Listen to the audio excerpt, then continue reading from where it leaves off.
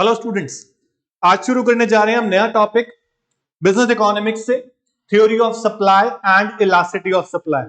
बच्चे, theory of supply, supply, elasticity of supply, ये दोनों टॉपिक जो है बच्चों एज लाइक डिमांड आप लोगों ने किया था। Theory of demand and elasticity of demand आप लोगों ने किया था बच्चों। सप्लाई और इलास्टिसिटी ऑफ सप्लाई में डिफरेंस क्या है, डिमांड चैप्टर से क्या डिफरेंस है, डिमांड टॉपिक से क्या डिफरेंस है। बच्चों, जब डिमांड चैप्टर पढ़ते थे तो हम कंज्यूमर बिहेवियर जज कर रहे थे, क्योंकि डिमांड कंज्यूमर करता है। जब सप्लाई चैप्टर पढ़ते हैं, सप्लाई टॉपिक पढ़ते हैं आप लोग, तो आप प्रोड्यूसर का बिहेवियर जज कर रहे हैं।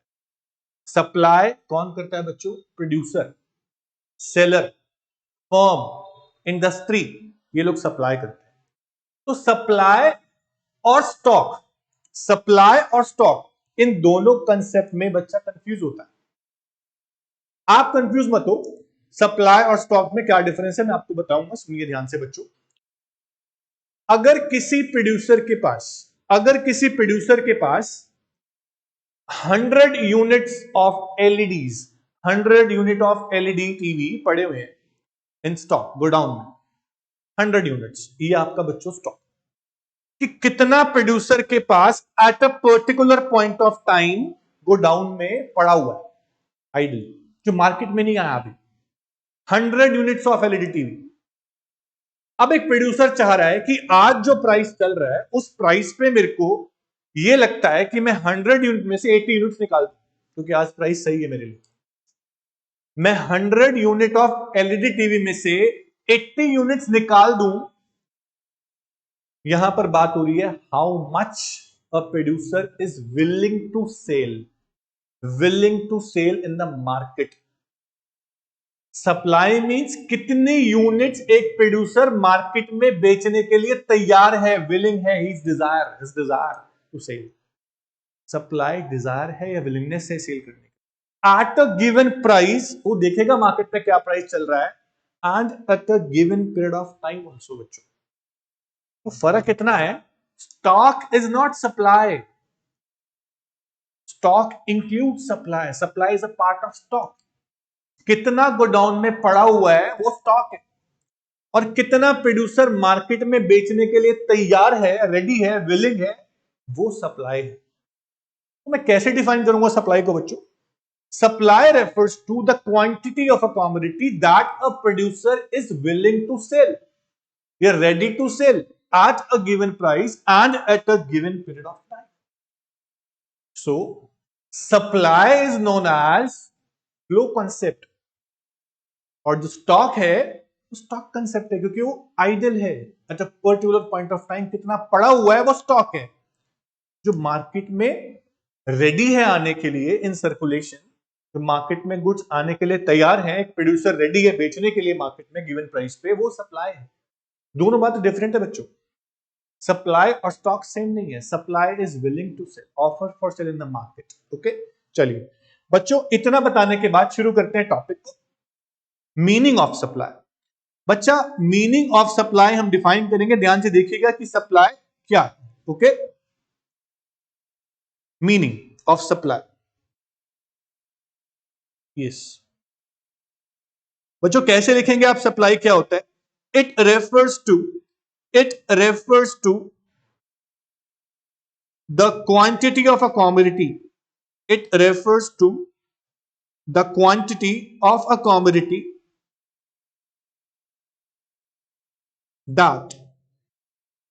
that a producer या firm, that a producer या फिर firm is ready to sell, is ready to sell in the market, ready to sell in the market at a given price, at a given price and at a given period of time, and at a given period of time। मेरी बात ध्यान से सुनना बच्चों। Quantity of a commodity that a seller या फिर firm या producer is ready to sell in the market at a given price and at a given period of time. मेरी बात समझ रहे हैं बच्चों? कितनी क्वांटिटी एक प्रोड्यूसर मार्केट में बेचने के लिए तैयार है, विलिंग है, eight a given price and at a given period of time. इसको और डिटेल में करते हैं बच्चों, इसको और डिटेल में करते हैं, ध्यान से देखिएगा बच्चों.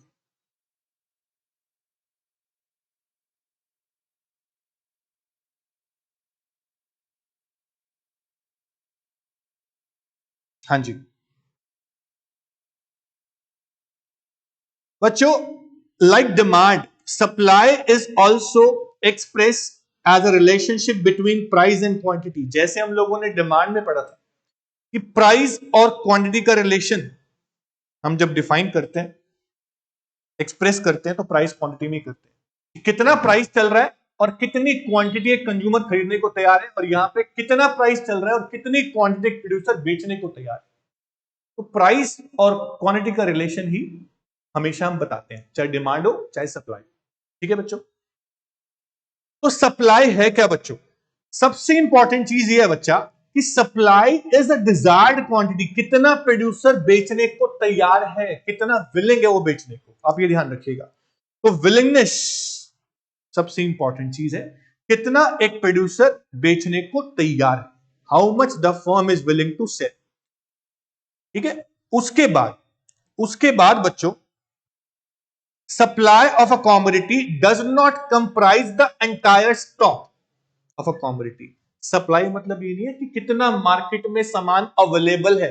भैया मार्केट में तो गोडाउन भरे हुए हैं प्रोड्यूसर के, लेकिन कितना प्रोड्यूसर उस गोडाउन से निकाल के मार्केट में बेचने को तैयार है, वो अलग बात है. तो सप्लाई ये नहीं है कितना स्टॉक मार्केट में पड़ा हुआ है बच्चों. सप्लाई मींस कितना प्रोड्यूसर बेचने के लिए तैयार है मार्केट में एट गिवन प्राइस और एक स्पेसिफिक टाइम पीरियड पे बच्चों. तो supply indicate the quantity that the firm is willing to bring into the market at a particular price. For example, supply of TV by Samsung in the market is not the total available stock of TV sets. कितने Samsung के TV stock में पड़े हुए हैं वो supply नहीं है. कितने सैमसंग टीवी मार्केट में बेचने को तैयार है प्रोड्यूसर, वो सप्लाई है. ठीक है बच्चों? तीसरा इंपॉर्टेंट फीचर है सप्लाई का बच्चों, तीसरा इंपॉर्टेंट फीचर है supply is always express with reference to price. बच्चों प्रोड्यूसर को प्राइस ही नहीं पता कि मार्केट में क्या प्राइस चल रहा है, वो कैसे विलिंग होगा सप्लाई करने के लिए. अगर जो मार्केट का प्राइस है मान लो वो उसकी कॉस्ट से भी कम है, तो क्यों विलिंग होगा सप्लाई करने के लिए एक प्रोडक्ट. तो प्रोड्यूसर को प्राइस तो मार्केट का पता होना चाहिए कि क्या चल रहा है. बिना प्राइस जज किए, बिना प्राइस को देखे, बिना प्राइस को एनालाइज किए प्रोड्यूसर डिसाइड नहीं कर सकता मैं कितना सप्लाई करना चाहता हूं, है नहीं. तो कितना प्राइस मार्केट में ऑफर हो रहा है उसके प्रोडक्ट के लिए, जब तक वो नहीं पता तो प्रोड्यूसर सप्लाई कितना करेगा ये भी नहीं पता. ठीक है बच्चों? तो just like demand, supply of a commodity is always at a price because with a change in price the quantity supply में ऑल्सो चेंज. अगर प्राइस ऐसा हो गया, अगर प्राइस ऐसा हो गया कि प्रोड्यूसर की कॉस्ट भी कवर नहीं हो रही इस प्रोडक्ट की, तो वो सप्लाई नहीं करेगा बच्चों. अगर प्राइस ऐसा हो गया, प्राइस बहुत हाई हो गया, उसको मार्जिन बहुत मिल रहा है प्रॉफिट का, तो वो ज्यादा सप्लाई भी कर सकता है. तो प्राइस चेंज होगा, सप्लाई भी चेंज होगी. एक बात ध्यान रखिए, जब आप सप्लाई टॉपिक पढ़ते हैं तो आपको ध्यान रखना है कि आप एज अ प्रोड्यूसर सोचें, एज अ प्रोड्यूसर सोचें, एज अ सेलर सोचें कि अगर मुझे मार्केट में बेचना है तो मुझे प्राइस ज्यादा चाहिए या कम चाहिए. कम से कम चल जाएगा नहीं. Every producer want high and high profit. Her producer का, हर सेलर का जो एम होता है ना बच्चों, वो होता है to maximise the profit margin. अगर आप डिमांड को सप्लाई में मिक्स करेंगे ना बच्चों, नहीं समझ पाए. आप डिमांड में क्या सोचते हैं कि आप लोग एज अ कंज्यूमर थिंक करते हैं कि प्राइस बढ़ेंगे तो मैं क्यों लूंगा. अब आप ये बोलेंगे प्राइस मार्केट में बढ़ रहा है तो कंज्यूमर तो डिमांड ही नहीं करेगा, सप्लाई कैसे बढ़ेगी. कंफ्यूजन है, इसे क्रिएट नहीं करना बच्चों. आपको एज अ प्रोड्यूसर सोचना है कि अगर आप मार्केट में किसी प्रोडक्ट को बेचना चाहते हैं तो उसके प्राइस आप ज्यादा मांगेंगे या कम मांगेंगे. ऑब्वियस आप चाहोगे कि मेरे को प्राइस ज्यादा से ज्यादा मिले ताकि मुझे प्रॉफिट ज्यादा हो. तो every producer wants to maximize this profit margin. इसलिए बोलते हैं जितना प्राइस ज्यादा मिलेगा उतना प्रोड्यूसर के लिए अच्छा है। मैं एग्जांपल देता हूं बच्चों, मान लीजिए आपका एक प्रोडक्ट लाइक कोई आपने एक फोन लॉन्च किया बच्चों, आपने एक फोन लॉन्च किया, मोबाइल फोन, और आप चाह रहे हैं कि मेरा फोन अलग अलग मार्केट में बिके। आपके सामने दो मार्केट है बच्चा, आपके सामने दो मार्केट है, ऑप्शन है कि या तो आप मार्केट ए में बेचें या मार्केट बी में बेचें। आपका मोबाइल फोन जो आपने लॉन्च किया बच्चों, मार्केट ए में 20,000 रुपए का बिकता है बच्चों, 20,000 का बिक सकता है, जिसकी कॉस्ट 10,000 रुपए है, जिसकी कॉस्ट 10,000 है। आपका मोबाइल फोन वो मार्केट ए में 20,000 का बिक सकता है बच्चों। ऑप्शन बी है वही मोबाइल फोन किसी आप पॉश मार्केट में, महंगी मार्केट में, लग्जरी मार्केट में बेचते हैं, आपका वही मोबाइल फोन 25,000 का बिक सकता है बच्चों। ये प्राइस आपको मिल जाएगा, आपको लग रहा है बच्चों। आपको प्रॉफिट कितना मार्केट ए में? आपको प्रॉफिट मार्जिन मिलता है 10,000 का मार्केट ए में, आपको प्रॉफिट मार्जिन मिलता है 15,000 का मार्केट बी में, क्योंकि आपका फोन 25 का बिक रहा है, आपकी कॉस्ट सिर्फ 10,000 रुपए, 15,000 आप बचा पा रहे हैं। बताइए एज अ प्रोड्यूसर आप कौन सी मार्केट में अपना प्रोडक्ट बेचना चाहेंगे बच्चों? कौन सी मार्केट में बेचना चाहेंगे? ए में जहां 10,000 का प्रोडक्ट था 20 का बिक रहा है, या बी में जहां 10,000 का प्रोडक्ट था 25,000 का बिक रहा है? ऑब्वियस आप चाहोगे मार्केट बी में अगर आप प्रोड्यूसर है, क्योंकि आपको प्रॉफिट मार्जिन वहां ज्यादा मिलता है। So we can say that कि जहां प्राइस ज्यादा होगा वहां एक प्रोड्यूसर ज्यादा विलिंग टू सेल होगा अपने प्रोडक्ट। इसलिए हम बोलते हैं बच्चों as price increases quantity supply जो प्रोड्यूसर विलिंग टू सेल है ऑल्सो इंक्रीजेस। अगर आपको प्राइस कम मिलेगा आप विलिंग टू सेल भी कम होंगे, क्योंकि आप नहीं चाहोगे कि मैं कम प्राइस पे बेचूं, मुझे प्रॉफिट मार्जिन कम हो बच्चा। So we conclude that there is positive relation between price of a good and quantity supply of a commodity। समझ में आया बच्चों? चलिए नोट्स पे आते हैं। ये बहुत बेसिक बात है बच्चों, इस बेसिक बात के बाद ही आपको चैप्टर समझ में आया।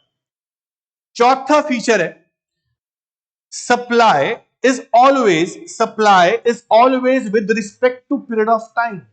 Supply is the quantity which the firm is willing to supply during a specific period of time। Producer ये देखता है कि कब तक, कितने समय तक मेरे को ये प्राइस मिलता है।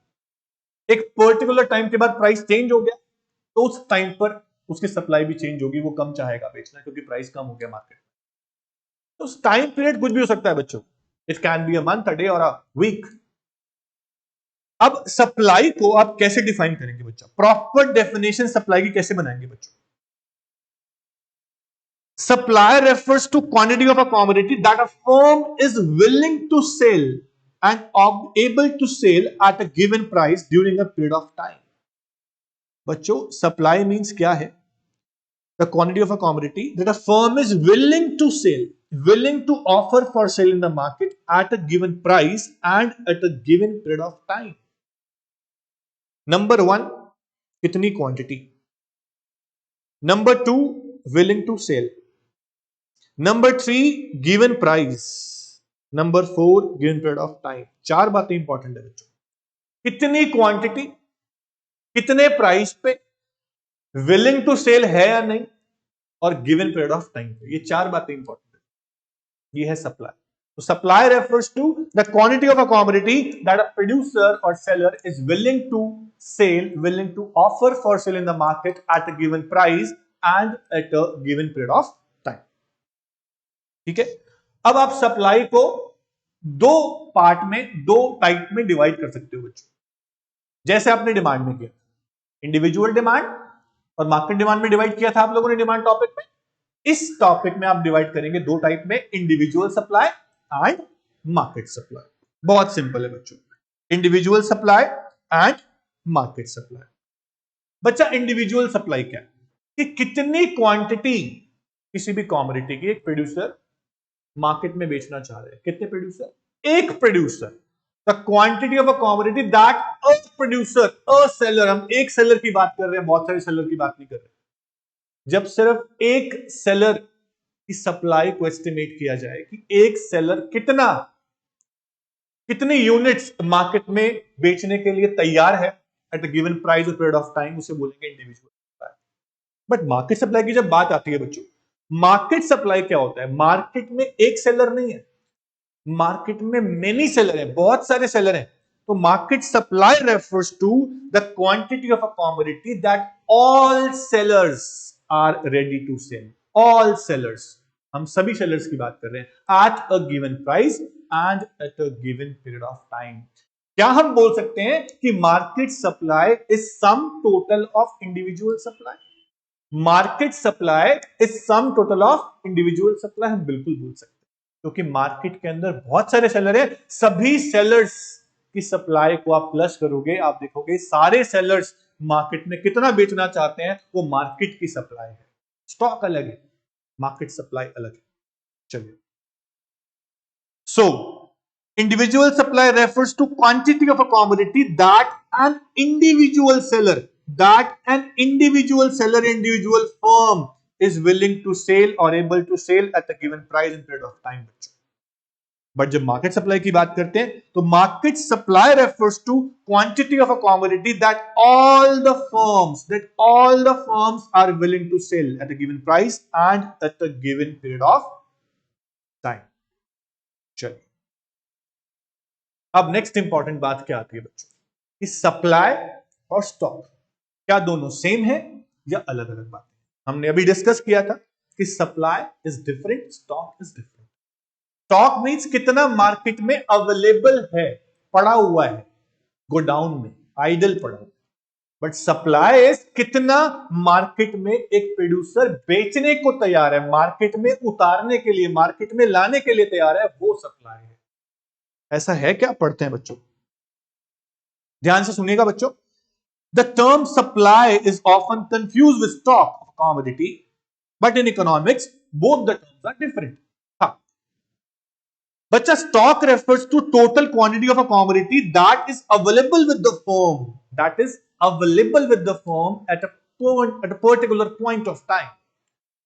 But supply is how much a producer is ready to sell, is willing to sell in the market. उसमें से कितना निकाल के बेचना चाहते हैं। अगर एक प्रोड्यूसर के पास 100 चेयर पड़ी हुई है, 100 चेयर में से वो कितनी चेयर मार्केट में बेचने को तैयार है गिवन प्राइस पे, वो सप्लाई है। ठीक है। On the other hand, supply is that part of stock, supply is a part of stock, ध्यान रखना, एमसीक्यू बनेगा बच्चों। That part of stock which a producer is willing to bring in the market for sale. तो stock can never be less than supply, ध्यान रखिएगा। Supply is a part of stock, stock can not be less than the supply. ठीक है। Example दे रहा है बच्चों, if a seller has 50 tons of sugar in his godown and he is willing to sell 30 tons, 50 ton sugar godown में पड़ी हुई है producer के पास, उसमें से 30 टन शुगर वो निकाल के बेचना चाहता है। अगर शुगर का प्राइस 37 रुपीज पर केजी है, तो 30 ton is supply and 50 ton is stock. ठीक है बच्चा। अब दो फीचर है बच्चों सप्लाई और स्टॉक के, वो क्या है? Supply refers to the quantity which a producer is willing to sell, which changes with the change in price, whereas stock indicates a fixed quantity. Stock का मतलब नहीं है प्राइस से, stock पड़ा हुआ है at a particular point of time, वो idle पड़ा हुआ है। दूसरी बात क्या बोल रहा है बच्चों? Supply relates to period of time, whereas stock relates to particular point of time. Supply can be for a day, can be for a week, can be for a month, but stock is measured at a particular point of time only. तो मैं बोल सकता हूं कि supply is known as flow concept, क्योंकि वो period of time से related है, and stock is known as stock concept, क्योंकि वो पर्टिकुलर पॉइंट ऑफ टाइम से रिलेटेड है।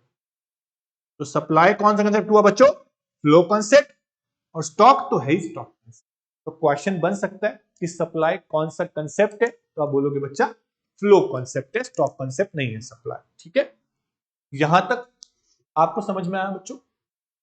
चलिए, अब नेक्स्ट टॉपिक हमारे पास जो आता है वो ये आता है कि सप्लाई को कौन कौन से फैक्टर्स, सप्लाई को कौन कौन से फैक्टर्स, यानी कि सप्लाई के कौन कौन से डिटर्मिनेंट्स हैं जिससे सप्लाई इन्फ्लुएंस हो सकती है, चेंज हो सकती है, अफेक्ट हो सकती है। जैसे आप लोगों ने डिमांड में पढ़ा था बच्चों, जैसे आप लोगों ने डिमांड में पढ़ा था कि डिमांड के भी अलग अलग फैक्टर्स होते हैं, price of given good, price of related goods, income of consumer, test preference, future expectation, आप लोगों ने पढ़ा था। मार्केट सप्लाई के, मार्केट डिमांड के अलग फैक्टर पढ़े थे। ऐसे ही सप्लाई टॉपिक में भी इंडिविजुअल सप्लाई के अलग डिटर्मिनेंट्स और मार्केट सप्लाई के अलग डिटर्मिनेंट्स। सबसे पहले हम पढ़ेंगे कि इंडिविजुअल सप्लाई को कौन कौन से फैक्टर्स अफेक्ट कर सकते हैं, इंडिविजुअल सप्लाई को कौन कौन से फैक्टर्स अफेक्ट कर सकते हैं। चलिए बच्चे शुरू करते हैं। तो इंडिविजुअल सप्लाई के लिए आपके पास क्या अवेलेबल है बच्चों, ध्यान दीजिएगा बच्चे। Individual supply is function of, सबसे पहला प्राइस ऑफ गिवन गुड, दूसरा प्राइस ऑफ अदर गुड, तीसरा टेक्नोलॉजी, चौथा गवर्नमेंट पॉलिसी, पांचवा गोल ऑफ द फर्म। ये पांच फैक्टर बड़े इंपॉर्टेंट है बच्चों। Price of given good, price of other good, ठीक है। उसके अलावा एक पॉइंट और इसमें डाल दीजिए, price of inputs, price of inputs या price of factor of production. ये 6 फैक्टर्स इंडिविजुअल सप्लाई में हम पढ़ेंगे आपके सिलेबस में। तो सबसे पहले हम बात करते हैं बच्चों प्राइस ऑफ गिवन गुड की, प्राइस ऑफ गिवन गुड की। ध्यान से देखिएगा बच्चों, हम पढ़ने जा रहे हैं factors affecting individual supply, factors affecting individual supply.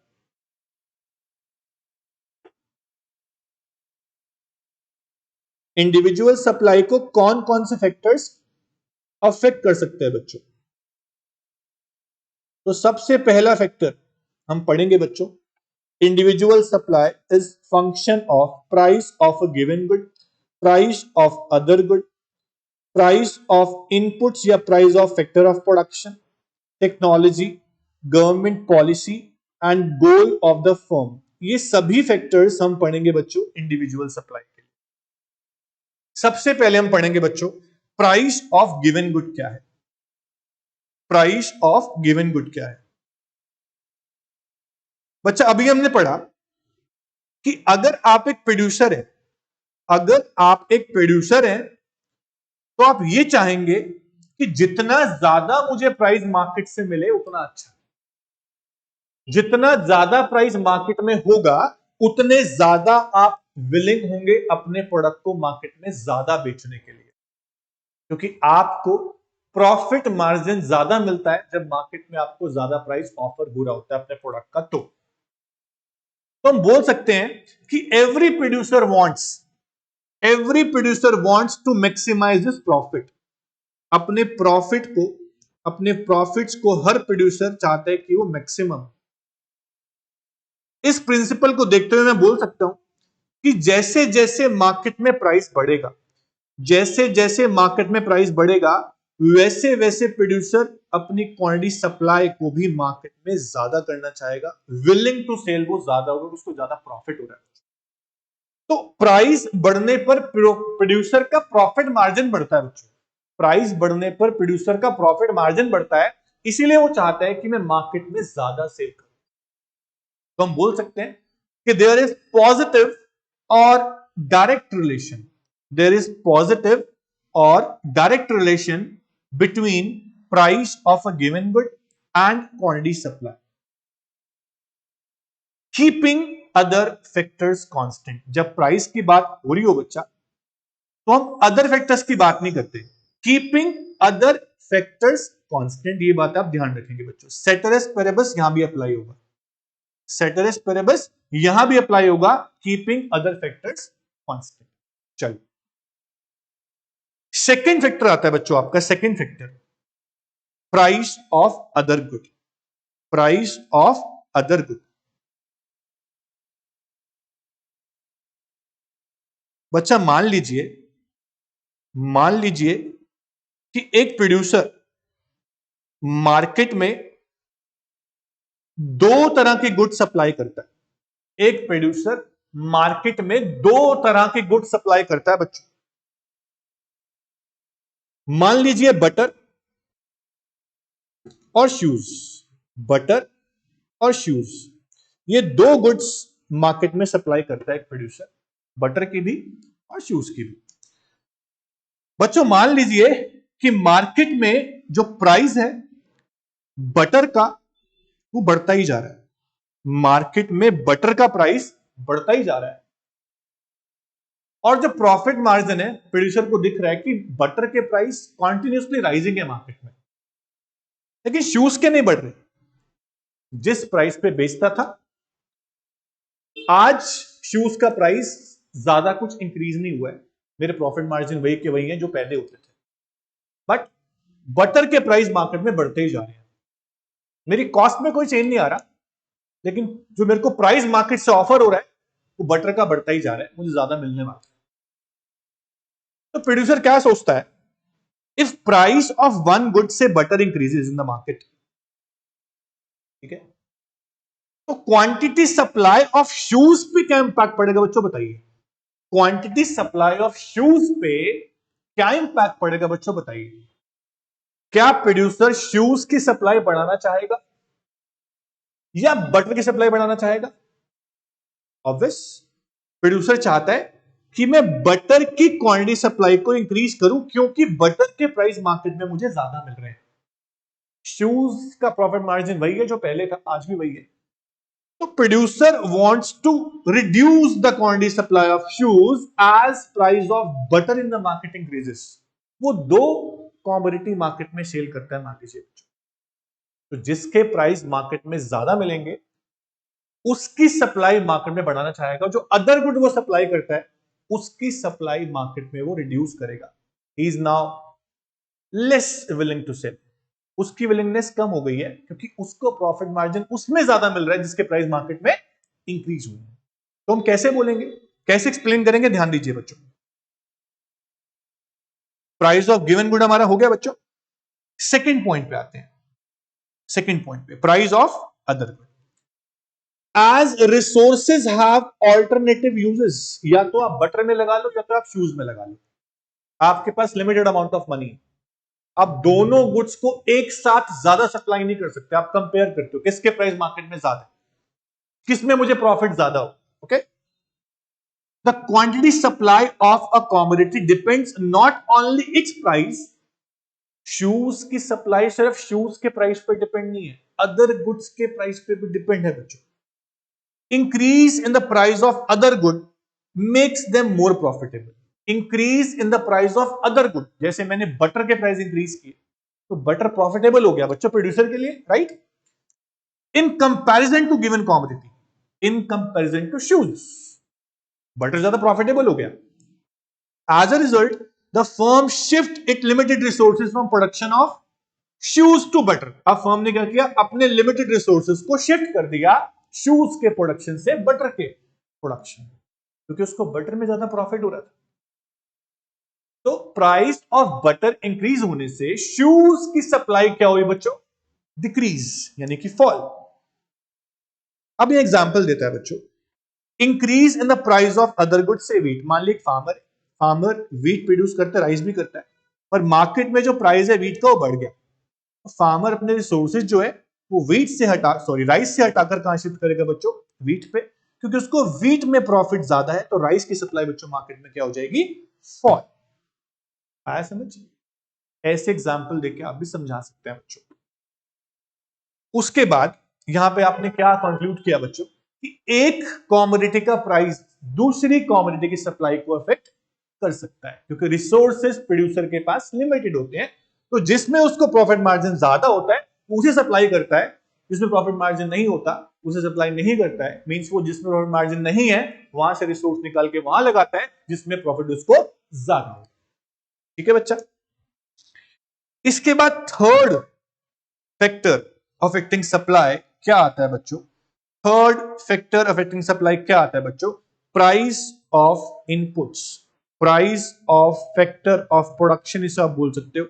Price of factor of production.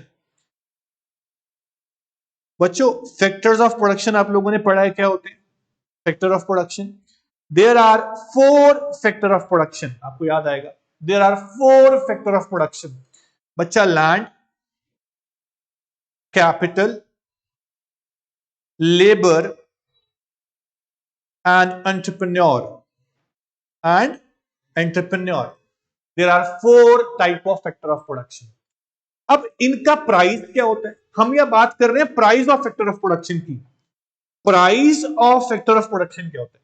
Factor of production तो हो गए land, labour, capital, entrepreneur. Factor of production का प्राइस क्या होता है? बच्चों लैंड के लिए आप क्या पे करते हैं? अगर आप यूज करते हैं तो आप रेंट पे करते हैं लैंड की सर्विस यूज करने के लिए। अगर आप कैपिटल यूज करते हैं, किसी से बोरो करते हैं पैसा, तो उसको आप इंटरेस्ट पे करते हैं बच्चों। लेबर के लिए आप वेजेस पे करते हैं, और एंटरप्रेन्योर को उसका रिवॉर्ड एज अ प्रॉफिट पे करते हैं। तो इनको बोलते हैं हम price of factor of production, यानी प्राइस ऑफ इनपुट्स। लैंड के लिए रेंट उसका प्राइस है बच्चों, लेबर के लिए उसका प्राइस वेजेस है, कैपिटल के लिए उसका प्राइस इंटरेस्ट है, और एंटरप्रेन्योर के लिए प्रॉफिट है। अगर मैं आपको बोलता हूं if price of inputs increases, if price of inputs increases, अगर इनपुट्स के प्राइस बढ़ जाते हैं बच्चों, जैसे ही इनपुट्स के प्राइस बढ़ेंगे, मान लीजिए आप कोई भी कॉमोडिटी प्रोड्यूस करते हैं जहां आप यूज करते हैं लैंड को भी, लेबर को भी, कैपिटल को भी, एंटरप्रेन्योर को भी, ये सारी चीजें महंगी हो गई बच्चों। प्राइस ऑफ इनपुट, सारी इनपुट्स महंगी हो गई, कॉस्टली हो गई, इनपुट्स का प्राइस बढ़ गया, तो आप बोल सकते हो कि आपकी कॉस्ट ऑफ प्रोडक्शन बढ़ गई। What is cost of production? जो गुड्स को बनाने में खर्चा आता है उसे बोलते हैं कॉस्ट ऑफ प्रोडक्शन। तो आपकी कॉस्ट ऑफ प्रोडक्शन बच्चों बढ़ गई क्योंकि इनपुट्स महंगी हो गई। अपने आप को प्रोड्यूसर ट्रीट करें, थिंक एज अ प्रोड्यूसर।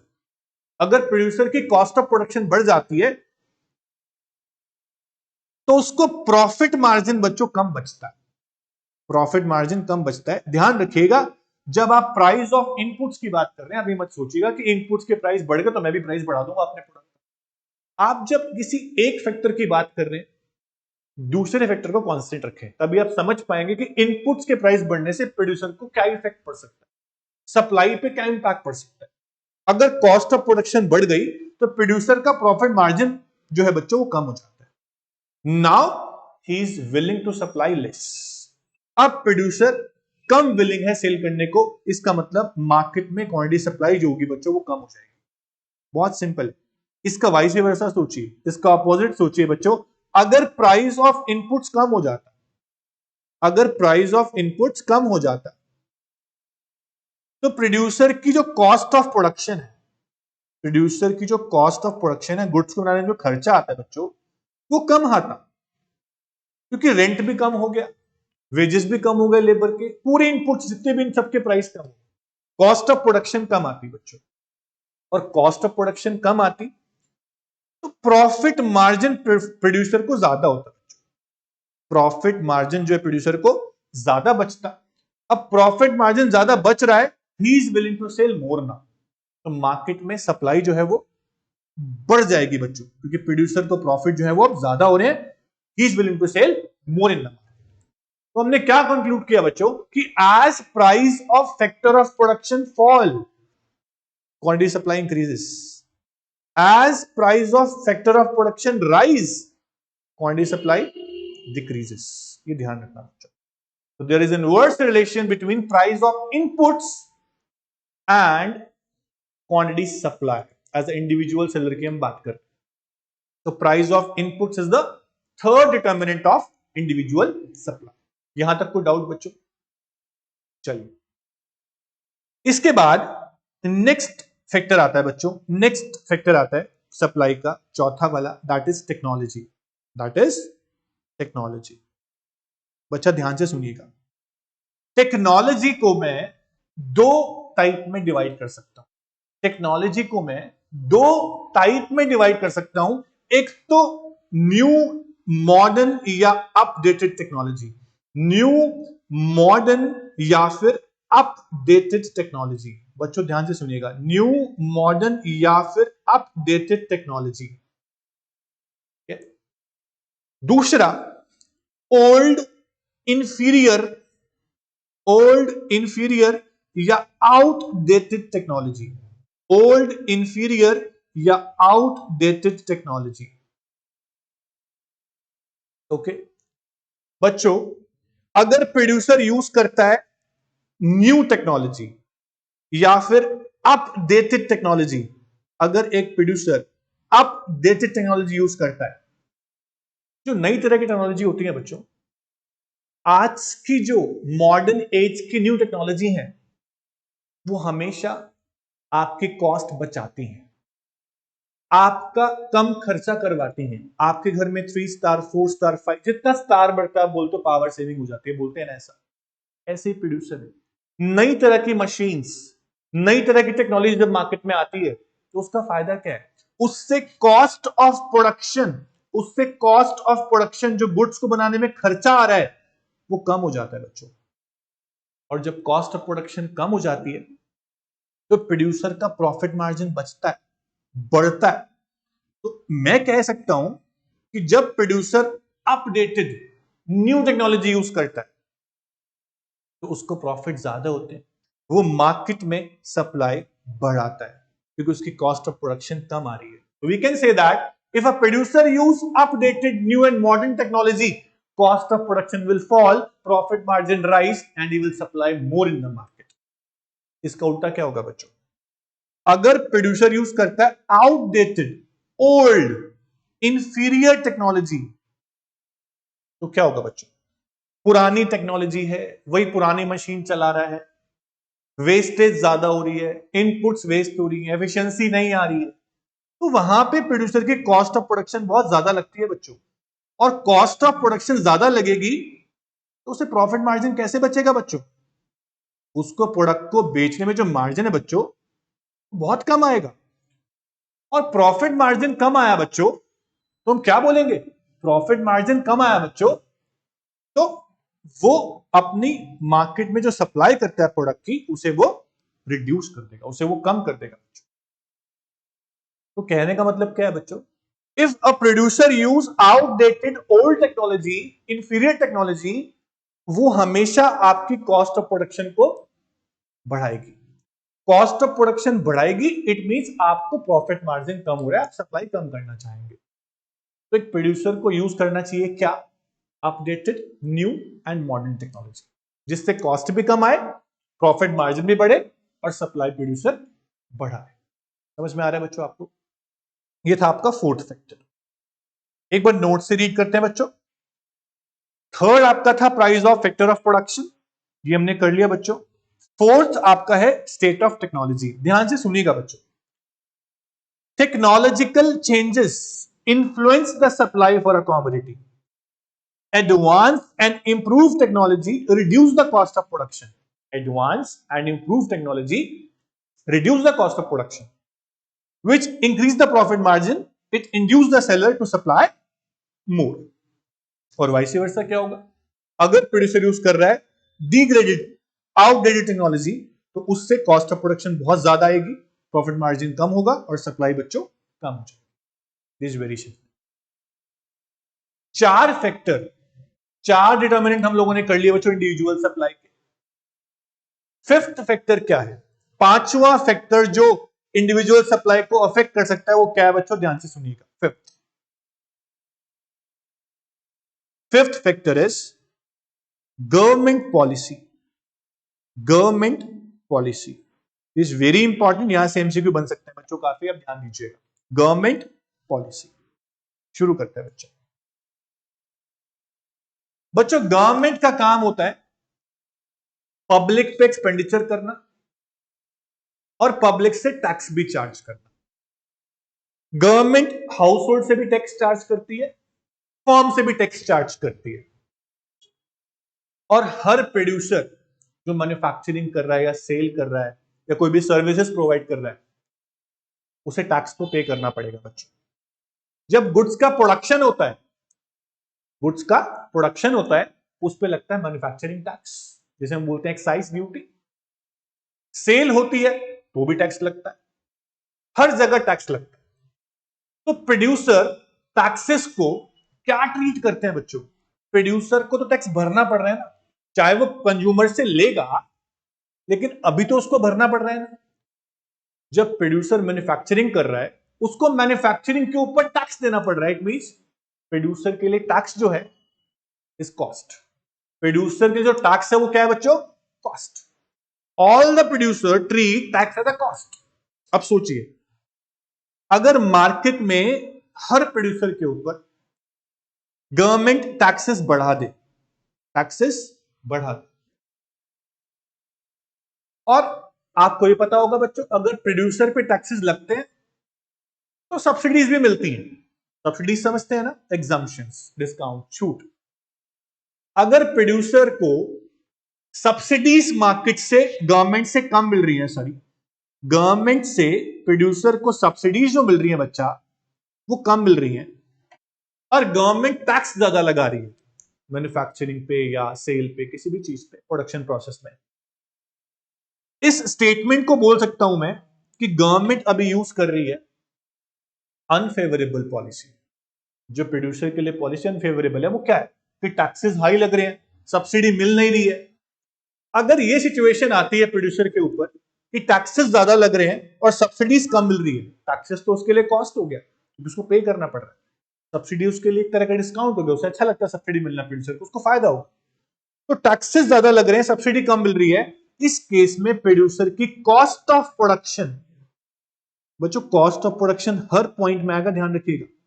उसका जो प्रोडक्शन करने का खर्चा है, टैक्स भी तो एक खर्चा ही है ना बच्चों, सब्सिडी मिल नहीं रही है, टैक्स एक खर्चा है, वो बढ़ गई। टैक्सेस बढ़ने से और सब्सिडी ना मिलने से प्रोड्यूसर की कॉस्ट ऑफ प्रोडक्शन बढ़ जाती है, और जब कॉस्ट ऑफ प्रोडक्शन बढ़ जाती है तो ऑब्वियस ही बात है उसका प्रॉफिट मार्जिन बच्चों कम हो जाता है। अब वो विलिंग टू सेल कम होता है सप्लाई करने की, क्योंकि उसको प्रॉफिट मार्जिन अब नहीं बच रहा है, तो quantity supply will fall in the market, क्योंकि टैक्सेस बढ़ गए। तो टैक्सेस बढ़ने से सप्लाई कम होगी, सब्सिडीज कम होने से भी सप्लाई कम होगी। इसका वाइस वर्सा सोचिए बच्चों, अगर गवर्नमेंट प्रोड्यूसर के ऊपर टैक्सेस कम लगाती, if taxes fall and subsidy increases, और प्रोड्यूसर को डिस्काउंट, एग्जम्पशन, छूट, सब्सिडी ज्यादा देती, फेवरेबल गवर्नमेंट पॉलिसी हो गई। इस केस में प्रोड्यूसर की कॉस्ट ऑफ प्रोडक्शन जो आती है, टैक्स तो भरने नहीं पड़ रहे हैं, बहुत कम भरने पड़ रहे हैं, सब्सिडी मिल रही है, एग्जम्पशन, छूट मिल रही है बहुत ज्यादा, तो कॉस्ट ऑफ प्रोडक्शन बच्चों कम आएगी, और जब कॉस्ट ऑफ प्रोडक्शन कम आएगी तो प्रॉफिट मार्जिन बढ़ेगा, क्योंकि टैक्स कम पे करना पड़ रहा है प्रोड्यूसर्स को, और मार्केट में सप्लाई जो है प्रोड्यूसर उसको वो इंक्रीज कर देंगे, क्योंकि उनको प्रॉफिट मार्जिन अब ज्यादा मिल रहा है। तो टैक्सेस कम होंगे तो सप्लाई बढ़ेगी, सब्सिडीज ज्यादा मिलेंगी तो भी सप्लाई बढ़ेगी। ये था आपका फिफ्थ फैक्टर, गवर्नमेंट पॉलिसी। बहुत सिंपल बच्चों, गवर्नमेंट पॉलिसी आपका ये पॉइंट था। उसके बाद नेक्स्ट जो पॉइंट आता है वो आता है गोल of the firm. This is very important, goal of the firm. ध्यान से सुनिएगा बच्चों, फर्म के गोल, फर्म के गोल दो तरीके के हो सकते हैं। किसी भी इंडस्ट्री, किसी बिजनेस के गोल दो तरीके के हो सकते हैं। गोल ऑफ द फर्म,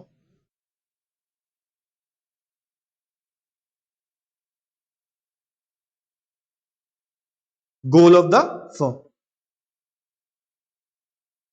बच्चों, एक फर्म जिसके दो तरीके के गोल हैं वो क्या है? या तो प्रॉफिट मैक्सिमाइजेशन, या तो सेल्स मैक्सिमाइजेशन। एक फर्म के दो गोल हो सकते हैं। देखो गोल तो होगा ही होगा, या तो फर्म प्रॉफिट बढ़ाना चाहती है अभी, या तो फर्म अपनी सेल्स को बढ़ाना चाहती है, प्रॉफिट मार्जिन नहीं बढ़ाना चाहती। दो तरीके के गोल है। सेल्स बढ़ाएगी तो कहीं ना कहीं प्रॉफिट जो है उसका गोल रह जाएगा, प्रायोरिटी सेल्स की होगी। अगर गोल प्रॉफिट है, अगर गोल प्रॉफिट है, प्रॉफिट ज्यादा तभी होगा जब आप अपने प्रोडक्ट के प्राइस हाई रखेंगे, प्रोडक्ट के प्राइस हाई रखेंगे। और सेल्स तब होगी, सेल्स अगर गोल है आपका, तो चाहे प्राइस ज्यादा हो चाहे प्राइस कम हो, आपको सप्लाई बढ़ानी है मार्केट, आपका गोल क्योंकि सेल मैक्सिमाइजेशन है। सोचो बच्चों, जब जियो लॉन्च हुआ था, जियो सिम लॉन्च हुई थी, तो आपको फ्री ऑफ कॉस्ट मिली थी बच्चा, याद है आपको? सब लाइन में लग गए, मेरे को जियो सिम चाहिए क्योंकि फ्री मिल रहा है, अनलिमिटेड इंटरनेट, अनलिमिटेड कॉलिंग, जियो सिम, कोई कॉस्ट चार्ज नहीं की। उस समय पर उनका गोल क्या था बच्चों, बोलो? उनका गोल था सेल मैक्सिमाइजेशन। क्या गोल था? Sale maximization. लेकिन जैसे जैसे सबके पास जियो पहुंच गया, सबको हैबिट हो गई, आदत हो गई, अब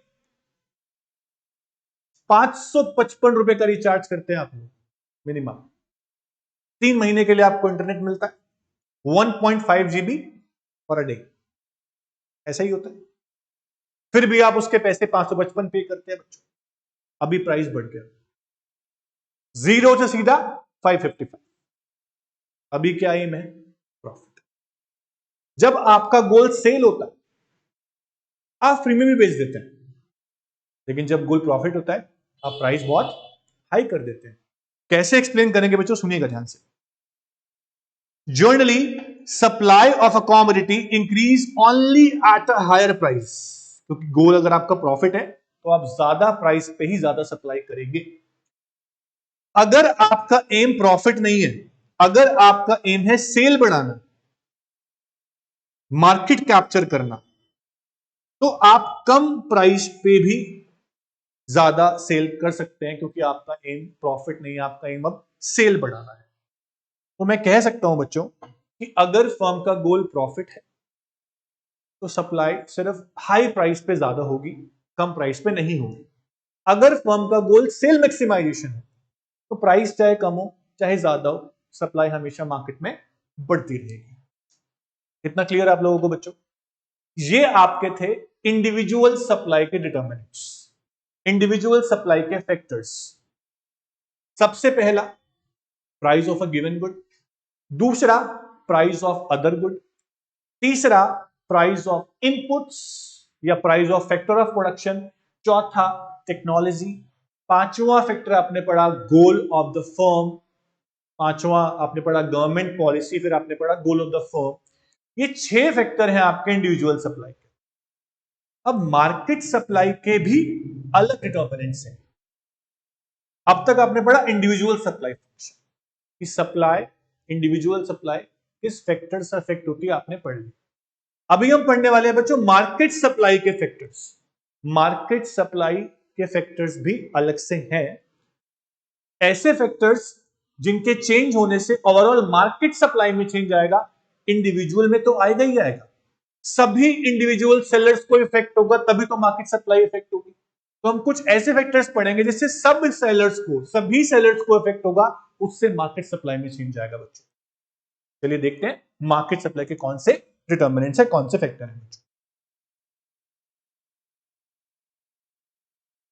हाँ जी, market supply is influenced by all the factors affecting individual supply also. ये बात ध्यान रखें बच्चों, मार्केट सप्लाई में आप इंडिविजुअल सप्लाई वाले फैक्टर्स तो डाल ही सकते हो, उसके अलावा it is also affected by the following factors. पहला फैक्टर क्या है बच्चों? Number of firms, number of firms in the market. बच्चा अगर मैं आपको बोलूं कि मार्केट जो नई नई बनी है अभी अभी, उसके अंदर सिर्फ 2 ही सेलर हैं जो जंक फूड सप्लाई करते हैं, बर्गर, टिक्की, स्प्रिंग रोल्स, मोमोज, इनकी शॉप है, सिर्फ 2 ही शॉप है। मार्केट बहुत बड़ी है तो सप्लाई लिमिटेड है। अगर मैं बोलूं इतनी बड़ी मार्केट में 2 से 20 सेलर हो गए जो जंक फूड सप्लाई करते हैं, ठीक है, 20 सेलर, नंबर ऑफ सेलर जब 2 से 20 होगा तो ज्यादा मार्केट का एरिया कवर होगा। मार्केट में मोमोज की सप्लाई या बर्गर की सप्लाई मार्केट में बढ़ जाएगी क्योंकि नंबर ऑफ सेलर्स बहुत ज्यादा हो गए अब। तो मार्केट में जब नंबर ऑफ सेलर बढ़ता है तो ओवरऑल मार्केट में उस प्रोडक्ट की सप्लाई बहुत ज्यादा बढ़ जाती है। अब जो 2 सेलर थे, 2 में से एक अपने गांव चला गया, तब एक ही रह गया। अब मार्केट सप्लाई कम हो गई, सेलर एक ही बच गया क्योंकि, और एक भी नहीं रहा तो मार्केट सप्लाई 0 है ही नहीं, वो प्रोडक्ट ही नहीं मिलेगा मार्केट में जब सेलर चले गए उसके, है ना। तुम कह सकते हैं नंबर ऑफ फर्म्स अगर मार्केट में बढ़ेगा तो मार्केट सप्लाई भी बढ़ेगी, और नंबर ऑफ फर्म्स अगर मार्केट में कम हो गई तो मार्केट सप्लाई भी क्या हो जाएगी बच्चों, कम हो जाएगी। बहुत सिंपल है, ध्यान दीजिएगा। When the number of firm in the industry increases, industry क्या होता है बच्चों, इंडस्ट्री होता है ग्रुप ऑफ फर्म्स। एक इंडस्ट्री के अंदर बहुत सारी फर्म्स हैं। मान लो सॉफ्ट ड्रिंक इंडस्ट्री में क्या है, कोका कोला है, पेप्सी है, पार्ले है, ऐसा है। अगर ये सारे चले गए तो सॉफ्ट ड्रिंक सप्लाई रह नहीं जाएगी ना। तो वही बोलते हैं कि industry refers to group of firms. अगर इंडस्ट्री में फर्म्स का नंबर कम हो गया तो मार्केट सप्लाई भी कम हो जाएगी, ज्यादा हो गया तो मार्केट सप्लाई भी बढ़ जाएगी बच्चों। ये सिंपल पॉइंट है। इसके बाद नेक्स्ट पॉइंट आता है बच्चा, future expectation regarding price. Future expectation regarding price, ध्यान से देखेंगे बच्चों।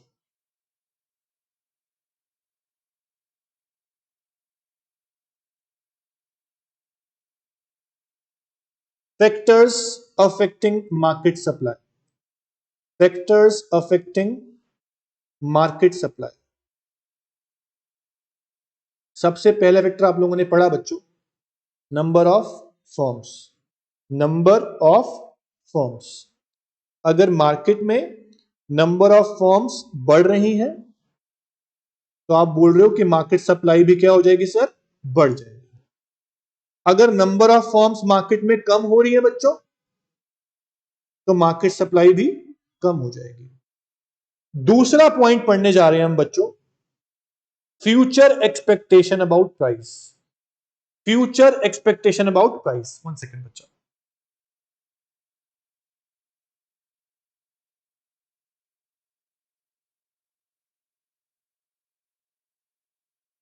हाँ जी, second point, future expectation about price.